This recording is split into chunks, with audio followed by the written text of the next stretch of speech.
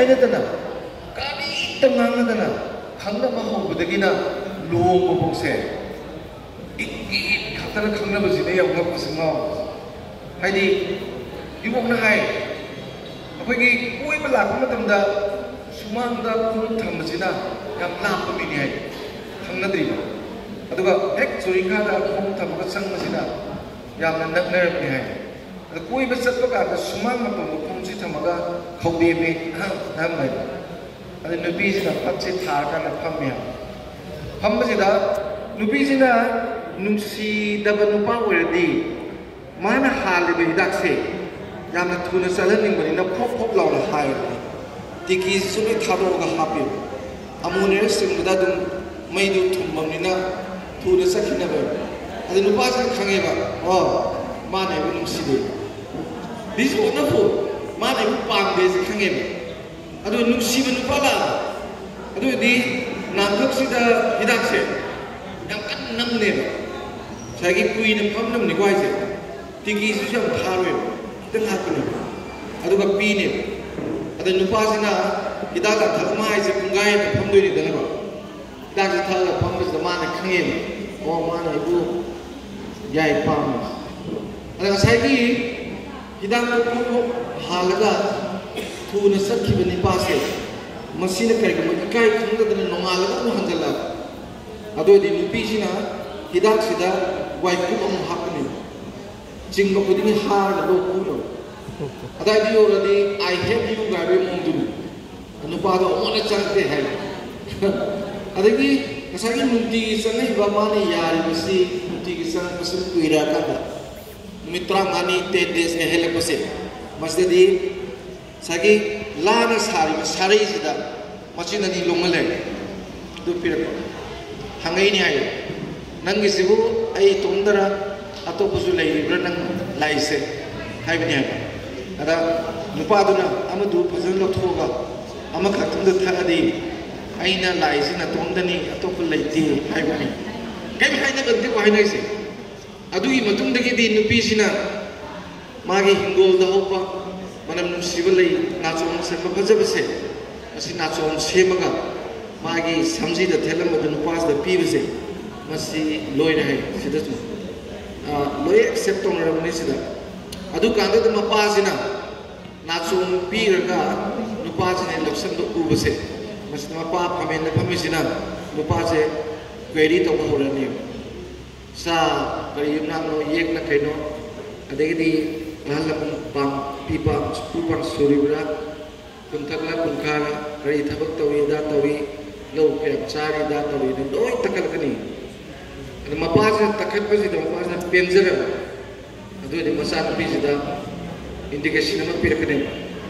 bema yung pambe do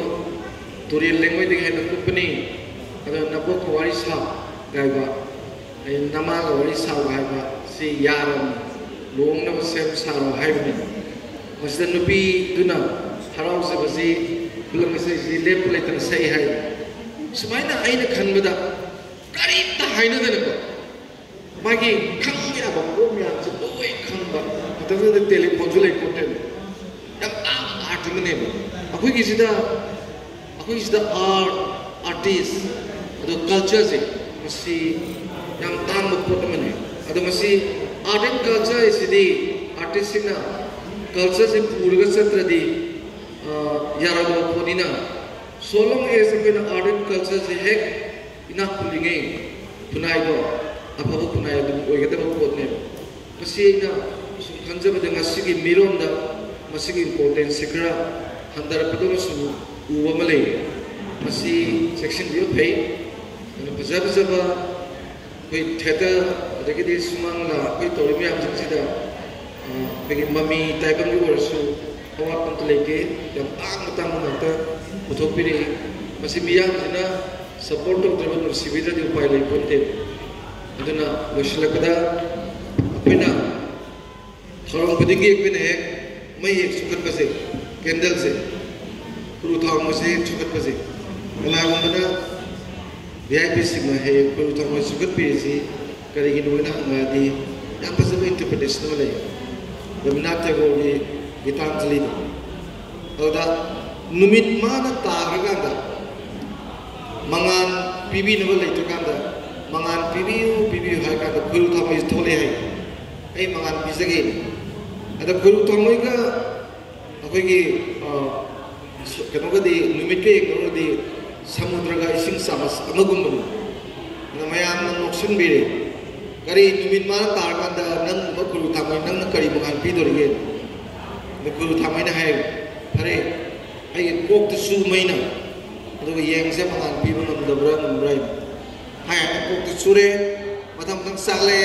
matawa khwang makong makun noi chak kanda puktom tum kanda kung amma ani da warsu mayam da mangan pi ra ka tabak to bodo amma madu ko ga adumai na ka thok pasi akoi je kana na we are nothing in comparison with others akoi kana ga yeng na bodo kana ko se kai na te karin na te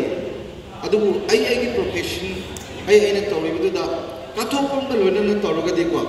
mangan soidana piba ngamne mangan do ai gi tomda gi mangan sina manipur ngalan ngam da badi yai akoi leisure bala maitai la tora ga mari mangan sina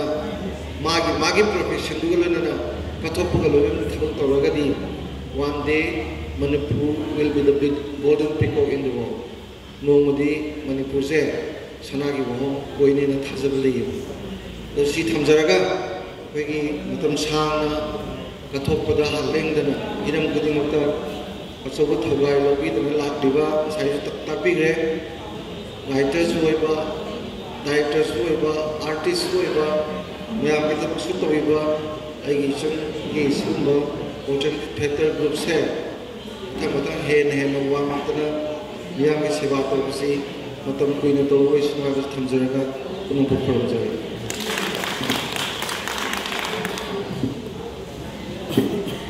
Hagachari alternative theatre group asigi mapalak suba kumona lakna tanga koigi mai tambal da langshin biriba athoiba mithumni gifamanda langshin biriba aza mingoina hagachara badal Sri Dana Bilashram cultural personalities and social activists na fazarba wa phong kaya thambi bagi damang da oza bo haningai lengtana thagat perform thokjari